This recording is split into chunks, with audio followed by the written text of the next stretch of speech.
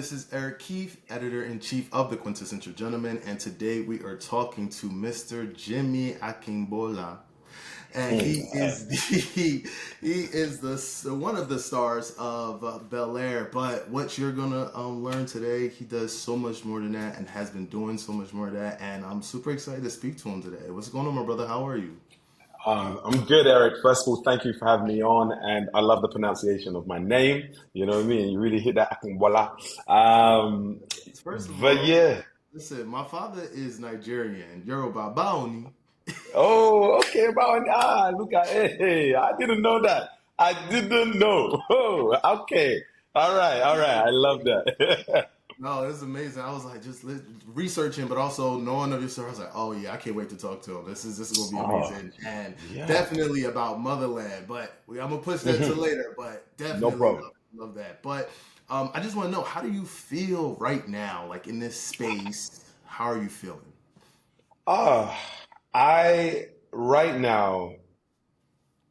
I'm still reflecting and processing everything. I think it's been a surreal and amazing experience being a part of Bel Air. If I'm honest with you, being a Brit that had dreams of like working out here in LA and in Hollywood and doing stories that reflect, parts of who I am, I couldn't have asked for a better job than Bel Air, and so. I'm feeling so grateful. I'm feeling a strong amount of pride, and no ego, just pride for all of us of what we was able to do. 4 seasons of reimagining of such an iconic show that we still watch the original today. That's no joke. And, a lot of people are sad about it's only 4 seasons. I was as well at first, but we were able to still wrap it up and go out on a high, if that makes sense, And for me, Eric, playing Geoffrey has been a gift, man. It's been an honor. He's more than just a butler and a fixer. He's a man, a father, an uncle. Do you know what I mean? He's flawed. I've loved really exploring his complicated past, and in the final season, you know, it gave us an opportunity to have true closure. But also, I think when you guys see it, the way we wrap things up, we it leaves you thinking about legacy, and uh, and I think these characters will remain with us long after the final credits roll. And who knows, there might be a Jeffrey spin-off. Who knows, man? Like everyone's like, "Where's the spin-off?" I'm like, We it's not my job. Speak to UTV or Will or Morgan Cooper." we love a spinoff. We love a spinoff, and I think for this role, yes, there are elements of Jeffrey Mhm. there, which I know you're close with Joseph Marcel as well, who played Yes. the original Jeffrey. But it's a different person. It's reimagined, and it's so much depth to his character. I wanted to know two things. One was, how was it kind of shaping it with having? Did you have conversations with Joseph? And then also, what was your input, and did you have input on kind of crafting the character in this reimagined world? Thank you so much, Eric. Yeah, great question. I think first and foremost, my conversation was with Morgan Cooper, who created Bel Air. And he had a very clear idea of how he wanted Jeffrey to be. And so we talked a lot about this Jeffrey. We're not going to do help. You know what I mean? We're not going to do so black help. We're gonna have him as an equal, as a brother, And then he also talked about like UK shows. Like Morgan's very like he's an intelligent, amazing artist. So he knows all the UK rappers, all the UK shows. We talked a little about Top Boy and like and Luther and sort of stuff like that. And he asked where I was from. I was like, say less. I'm from East London. Do you know what I mean? So everything that you're talking about, I really understand it. And we also talked about that fine line of not wanting to play a stereotype, And then I think where I came in, I was able to say thank you for this, Morgan, but let me run with it from here because I really could see a version of Jeffrey or a black British character like Jeffrey that's never been on US TV before. Do you know what I mean? And I thought this is a chance for me to add a layer to the American canon of like British characters, black British characters, you know. And I thought the first Geoffrey was very sort of almost West London, a bit highbrow if you listen to his accent. And I felt like this Geoffrey was definitely much more grounded, smart in the streets, but also smart in the boardrooms. Do you know what I mean? Smart at business. So I didn't want to play a stereotype, but I wanted to play this nuanced character that also had a bit of edge, you know? That thing of like, because we're playing a drama, what does protection look like? You know what I mean? When it comes to, Uncle G having to protect Uncle Phil and his family. Do you know what I mean? And also, how far can we push that? You know what I'm saying? You know, when we, I always think about like whether you bump into like music artists or well-known people, they've always got that guy that's a certain amount of distance from them. But if you try to get too close, you get a hand on the chest. It's like, whoa, you know what I mean? And I'm not gonna lie, I studied a lot of those kinds of people, like, and security guards. I get a lot of love from security guards like, when I bump into them. And I bumped into Chance the Rapper. He had a great guy looking after him.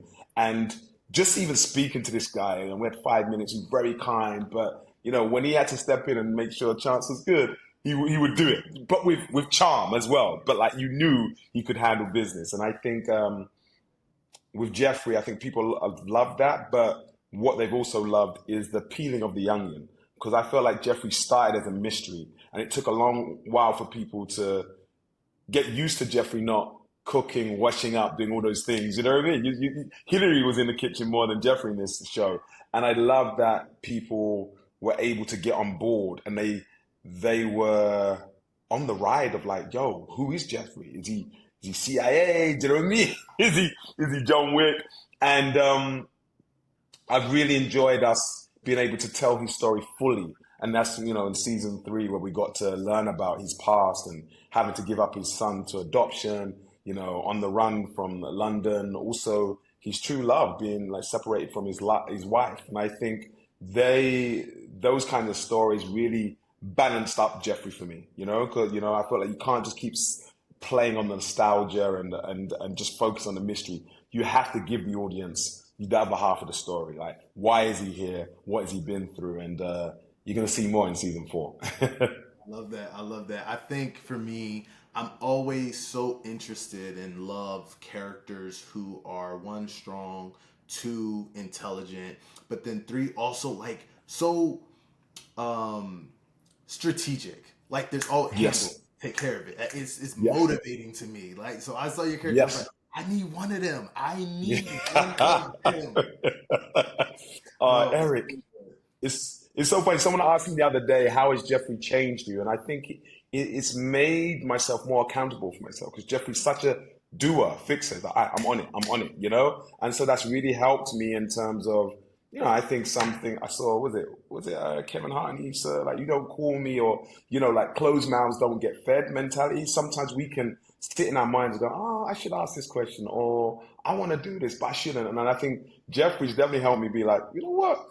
Let me hit my manager up today. I want to have a meeting over here, or I want to go and speak to this person. And you're right. Everybody does need that person to handle it or fix it or say it's sorted. You know what I mean? I love even with the catchphrases. And but I also love, I think you've touched on the love. Like, this show covers so many things: social media, love, race, mental health, vulnerability, black men being vulnerable on TV. Do you know what I mean? Even men, but especially black men being vulnerable. I always feel like the Uncle Phil and Geoffrey storylines, there's another version. We go to the stereotypical version where they're having a fight in the office and it's all like getting crazy. Yeah, hit him, and people having to pick sides. But actually, what you saw, they almost came to loggerheads, but it was love for each other. Do you know what I mean? And I think the show was very consistent in that. You know what I mean? You saw it from the adults, but also you saw it through the kids. And I think our show really holds a unique space on TV where there's space for all the other stuff. Like I'm love my Top Boys and the Wires. I'm not this, power. I love all that, but I think we really were able to go, all right, what does like complicated, nuanced family look like? Do you know what I mean? What if family isn't blood? Do you know what I'm saying? Like, what does like radical honesty conversations look like? And I think our show still did what the original did, which has allowed, I think, the younger generation to watch it along with the older generation. And sometimes I get a lot of messages where families watch it together. And I think, again, that's a hats off to Morgan Cooper, Carla, what was our showrunner, and, Will Smith and UTV and Westbrook. No, for sure. And I think that what I loved about the relationship between Uncle Phil and Jeffrey was also that vulnerability, that brotherhood, and Hmm. it was so Hmm. it wasn't on this toxic masculinity. It wasn't on this this ego trip or trying to feel like they're better than this other. One is better than Mm. the other. I think there was a mutual respect that even if it's Yes. half of something, yes, that's your employee, but that's also your brother. That's also that they're doing things because they care and want the best for you. Yeah, yeah.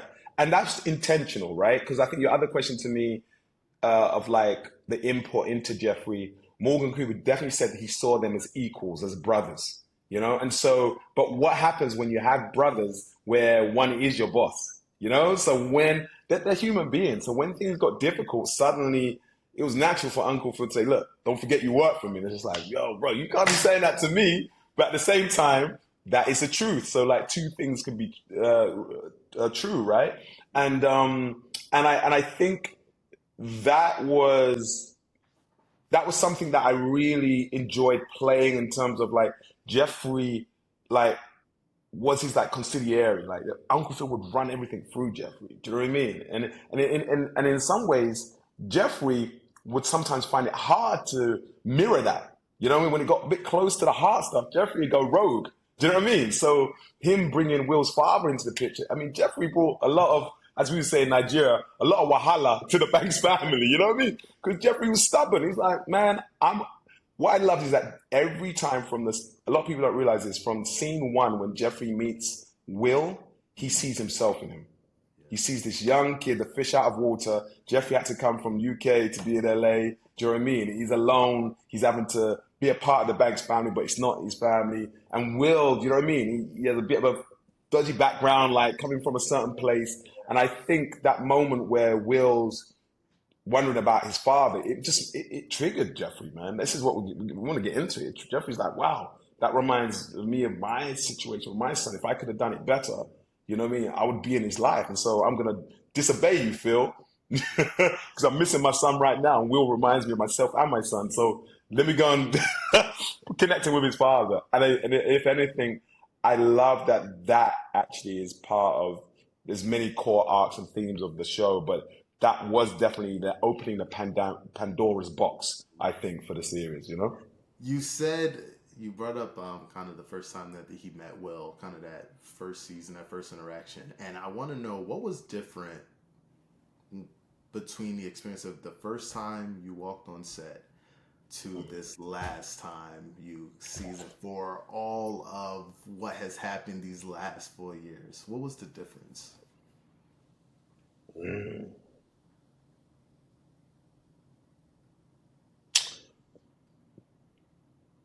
The difference was that the first time we met,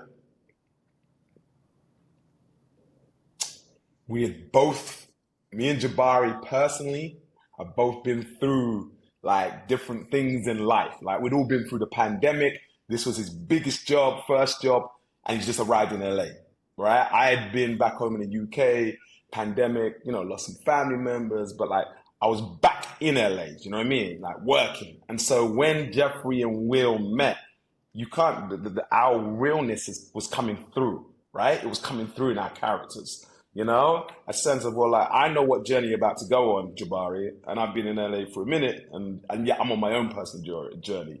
And so the last time we were on the set together in that same space, I just looked across and I was like, this boy is not a boy anymore, he's a man, Mm. you know? And I could see the growth. Do you know what I mean? And I think that's why the word pride, like, honestly, we are like a family. I was looking at him like an uncle, going like, this is like my nephew. He's a man now. This guy is like, he's about to drop an album out. Do you know what I mean?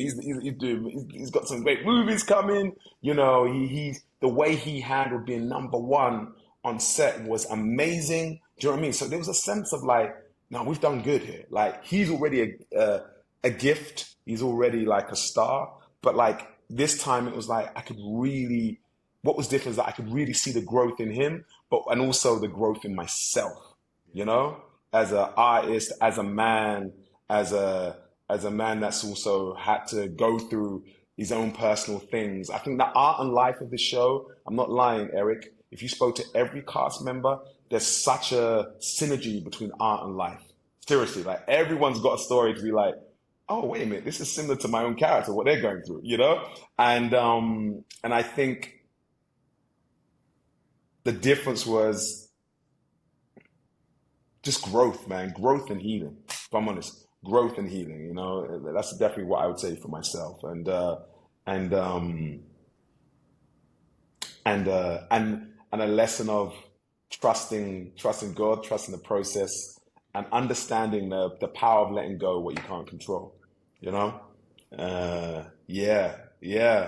Love that. Yeah, man, it's crazy you ask these questions because I'm just trying to remember Friday what was going on. And for me, Eric, I say this to Morgan Cooper. This show for me reminds us all to dare to dream, you know, to follow your dreams and do the work. Because Morgan Cooper bet on himself. God downloaded this idea to him. He didn't go and ask permission from Will or the networks. He would have just put his own money, I think 30K, came out to LA, filmed the shots, used the people that he knew, and he changed my life. He changed everybody's life, your life. Like everybody's been impacted by the genius of Morgan Cooper. And I think that story probably doesn't get spoken about enough because the IP of The Fresh Prince of Bel-Air and Bel-Air is so huge. But I think anyone that is, whether you're an artist or just thinking about pivoting in life, like I think it's such a inspiring story, and it's something that even now I remind myself every day, you know, in terms of like, look what this young, I think he was like 25 or 26 at that point, you know, this young guy did. He changed all our lives, you know what I mean? And look what that looks like. Remember what that looks like when you really back yourself and you dare to dream. It's not about, you can't just sit back, you got to still do the work, but like dare to dream, go for it. You know what I mean? You know? Yeah. No, absolutely. And it's also, you know, about ownership and telling our Yep. stories and being able to, Yes. you know, take those dreams and run with it. It's Hmm. all a master class. And Yeah. you know, just life and surviving and trying to, you know, do the things that you enjoy. Yeah. Yeah. You're right. You're right. Yeah. But even like ownership and stuff like that, you know, I think we are in a space right now where, I know we have the responsibility to create space to tell different voices, to give different stories, right? And use our different voices and the full spectrum of our stories to make sure that they get told. And in some ways, I think there's numerous stories within Bel-Air, but I do think what he did really well is that being a Black Brit, you know, in the show, I feel like when I focus on like Geoffrey's story and his experience, I think you can open it up. It doesn't matter whether you're from Brooklyn, Botswana, you know what I'm saying? We all connect, all our stories are connected, but they're not identical. And I think we definitely have that responsibility to tell our different stories. And I think what's been great about Geoffrey is that I feel like I've added to the conversation.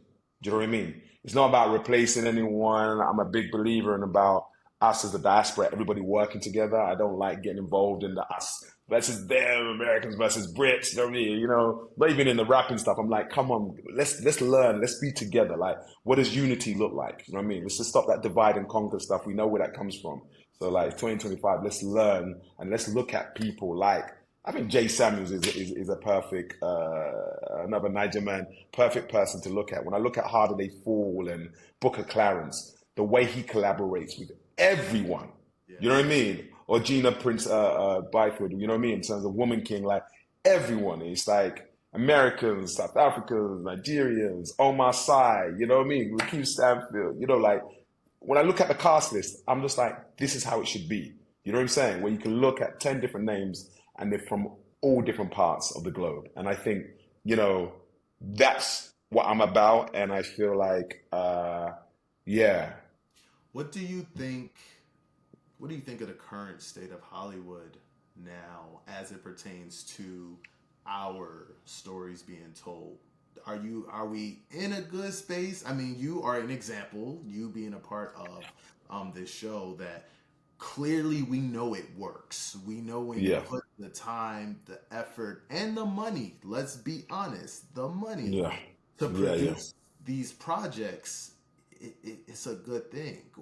Do you think yeah. the industry is doing a better job? Are we still slacking? I mean, I think we always, Uh, everything can always be better, but yeah. It's a really good question. I think we could still, we're still slightly behind. We are still slightly behind.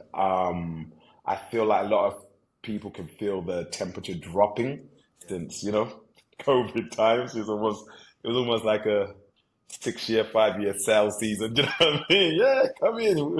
We're gonna hook you up with some great deals. And I feel like it's gotten even harder. I feel like the industry has shrunk, but and I it's hard right now. It's hard. I think a lot of talented people are finding it hard to get projects off the ground, certain projects told in the way they want to tell them. And I think uh, my analogy is that we just got to keep treading water and keep doing the thing.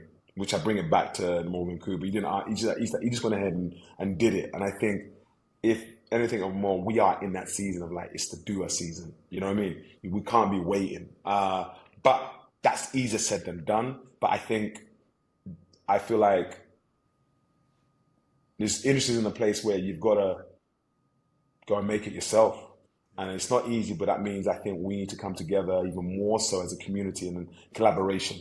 You know what I mean? Like because someone like me and yourself, we might have a great idea, Eric, but like, do we have the means to make it? You know what I mean? And then that's where the collaboration comes through.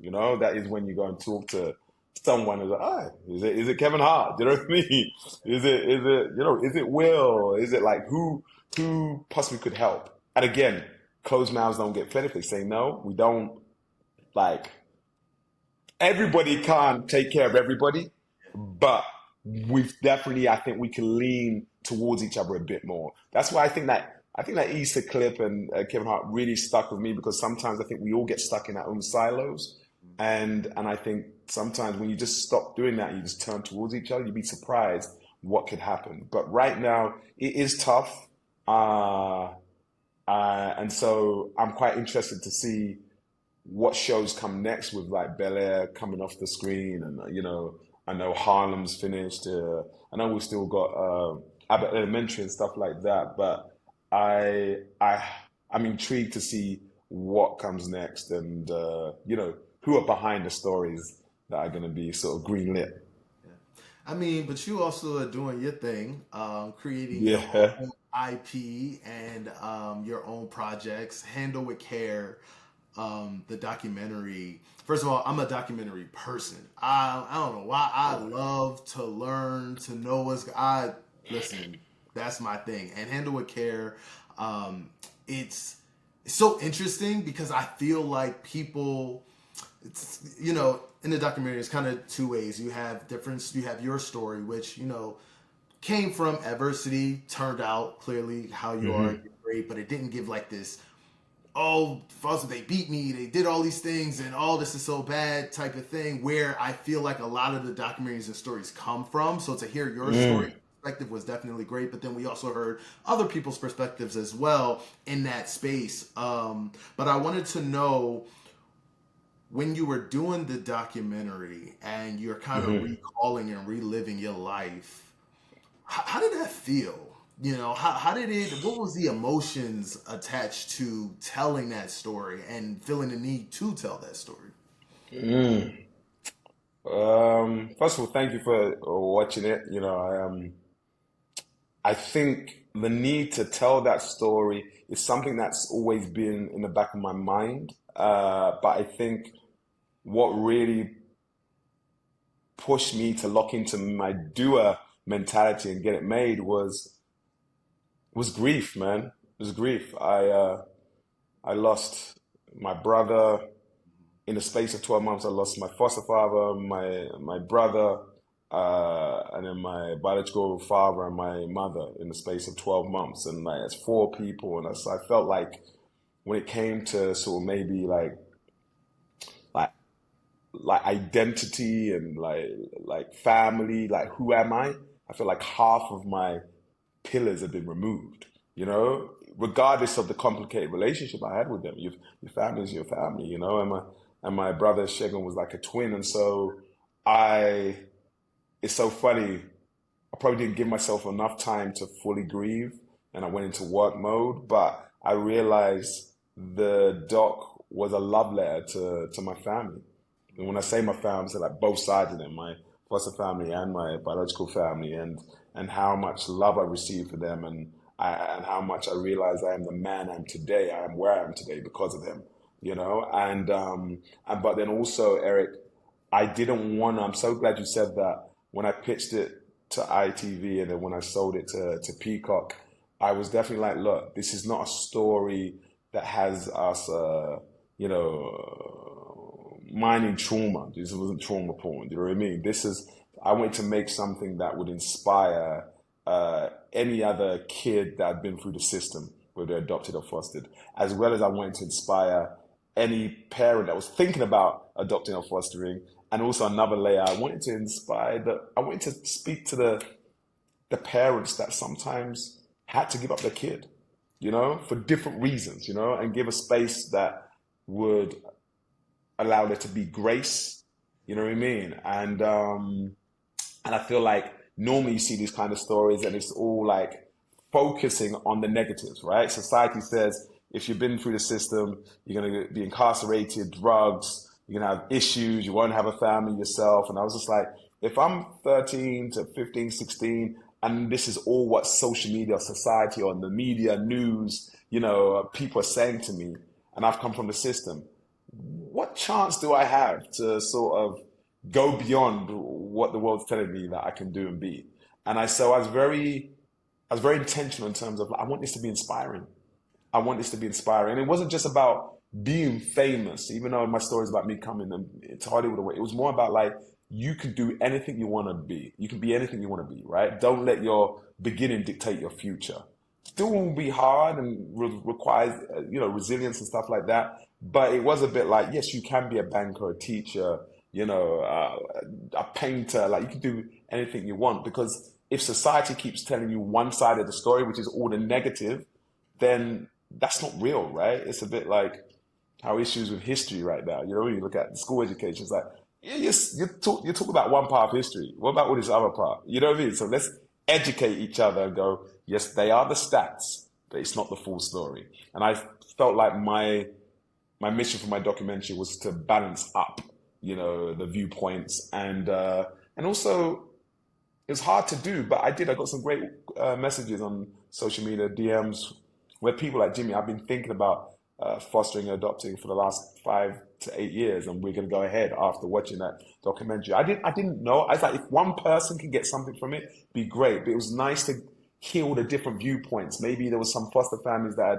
lost touch with the kid that they fostered, so they've reconnected with them. So it really was a love letter to my family, but it was I suppose in some ways it was a global love letter to families, and to embrace that family doesn't have to be blood. You know what I mean? And one takeaway I have from your story is the idea of mental health, and mental health Yes. awareness, and how, even in your day, it wasn't this conversation that we have now about mental health, and it's, how to manage it, and that it's a thing. It's always, there was religion, or this, don't act, this wasn't a thing. Don't, take pills or whatever the case may be, because you may be crazy and all that type of stuff. But you are a person who grew up with a parent who suffered from, mental health issues. And it kind of seemed like your ideology around mental health is completely different because of the experiences that you had. Oh, man, you're making me making me cry. Yeah, yeah. Like I just said, I'm like, oh yeah, yeah, of course. Um, yeah, mental health has been around me since I was a baby. You know, And I definitely have grown up with that level of understanding and the capacity to understand. And not to say that it's always been great and good, but through my experience, it's so funny. I was talking to a friend the other day, and my lady, and we were talking about Kanye West, and he's a genius, but I look at him and I just immediately think mental health.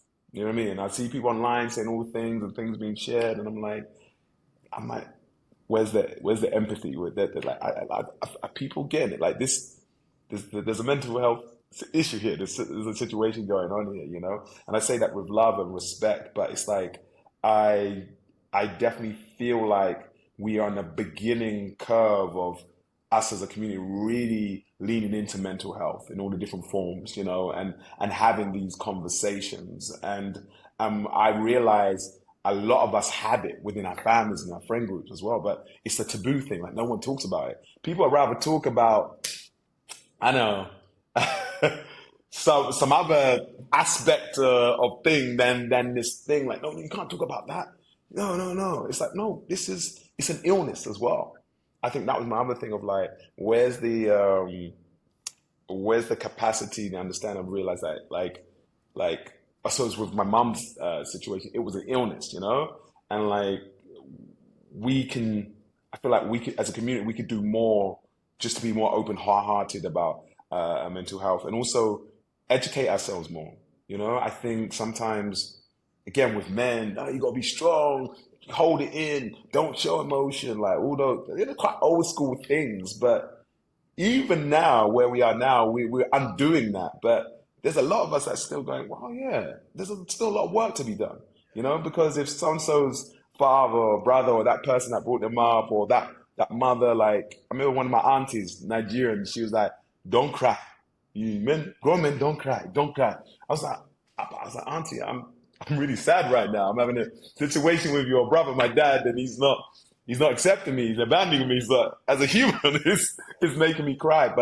And she was doing that from love. But again, like these little things that get said to us when we're young, and then how difficult it is to sort of let those go as we get older. Do you know what I'm saying? But if we all start now finding different ways to talk about mental health, then I think, eventually the scales will level up in some ways. Yeah. No, definitely agree. Definitely agree.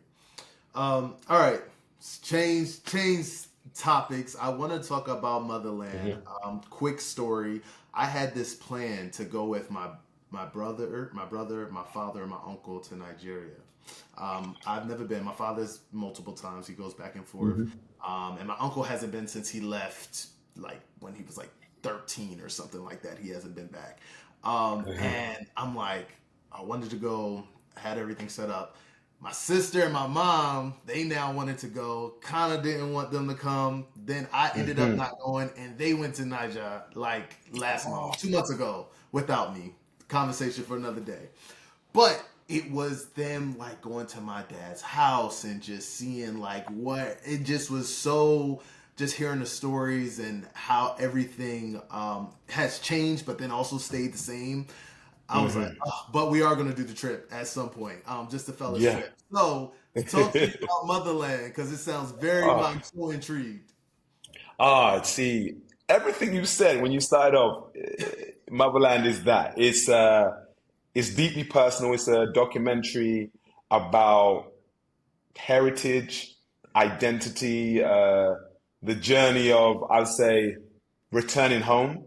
So Mm, my name is Jimmy Bamidele Olatokunbo Akimbola, and mm, my middle names mean return home with me mm. and bring wealth from abroad. My brother, my uncle be like, Jimmy, it's not that. You got it wrong. But no, they are the meanings of my name. And so this is all about that. But so it's about me returning to Nigeria. I was born in the UK. I've only been to Nigeria once, and it's been complicated. I've been meaning to go, just like you. You plan things, but then I get work, and then it's like certain family members. I don't know them that much, so it's like let me go when my brother can go. You know what I mean? But then he can't go.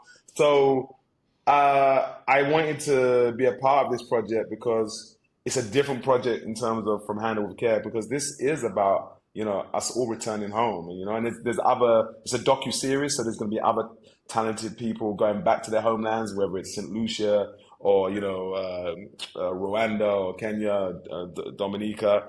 And, um, and it's about starting conversations with our families, right? And like exploring our roots, really understanding where we're coming from, and having a different nuanced storytelling of, I feel, the diaspora, right? Because I don't know about you, were you born in the US? I was born in the U.S. Yep. So yeah, I always find it very interesting about, oh, okay, where you from? Are you Nigerian? Yeah, yeah, Nigerian. All right, but were you born in Nigeria? You know what I mean? And that thing, that difference, that slight difference, even if you got brought up in a real traditional Nigerian household in the US, there is a slight difference. And so I feel like there is a drive right now for the diaspora to really be much more connected to the motherland. You know what I'm saying? And I think this docu-series is all about that.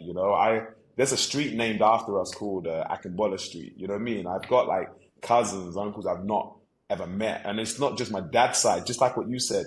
My dad's not here no more, but there's a house he has out there. It's where he was buried. I want to know where he went to school. Then I've got my mum's side.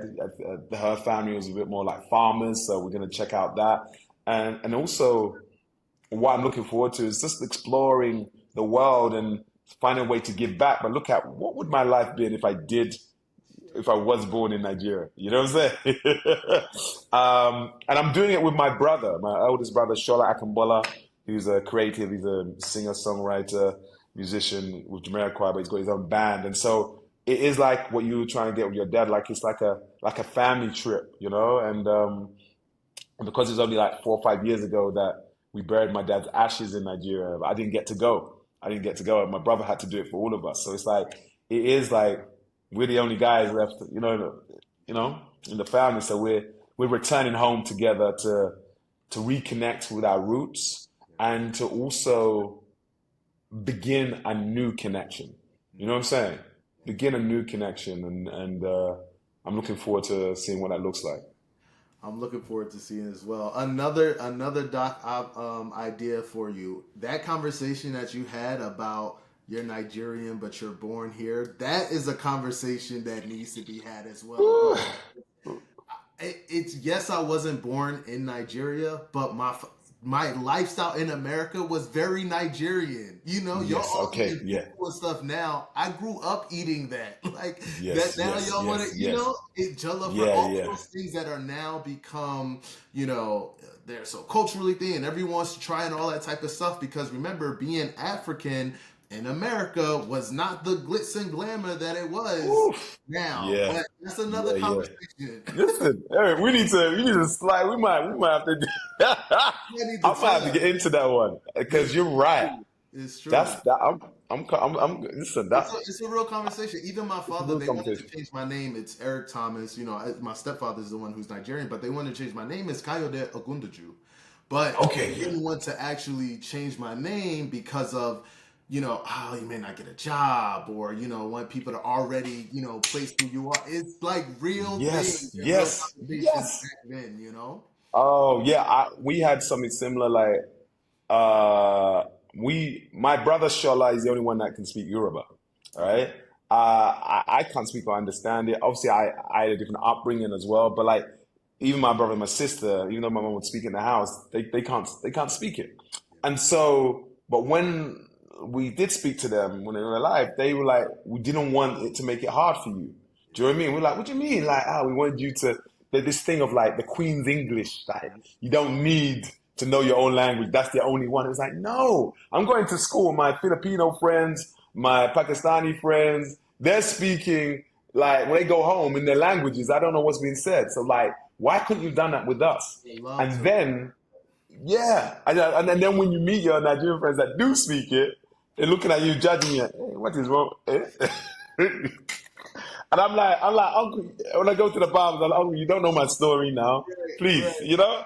And then I'm feeling like it's only me. But then when I meet other Nigerians and I start doing it to them, but I'm like, how do you not know? You grew up with your mom and dad. I didn't grow up with mine. And they're like, Jimmy, it's the same thing. They didn't want to hinder. They didn't want to hinder, and it's like it's a fascinating story. So Yeah. yeah, man, I'll sit with that. I'll sit with that. Yeah. I'll sit with that. I And that is a diaspora. You can go to Brazil with that. Everybody's gonna have a similar. Yeah, yeah, understand. yeah, Yeah, I think for me, my father tried to teach it to us in the house, but then remember, he's the only one that speaks it. So now it's like, his wife doesn't speak it, the kids don't yeah, speak it. Now you're trying to yeah, teach it. Just is hard. It's very, very yeah. hard. And then he's assimilating. He just came over to the country, trying to learn English himself. He says it over. My dad always Yeah, yeah, still yeah, says it himself. He's been here for years.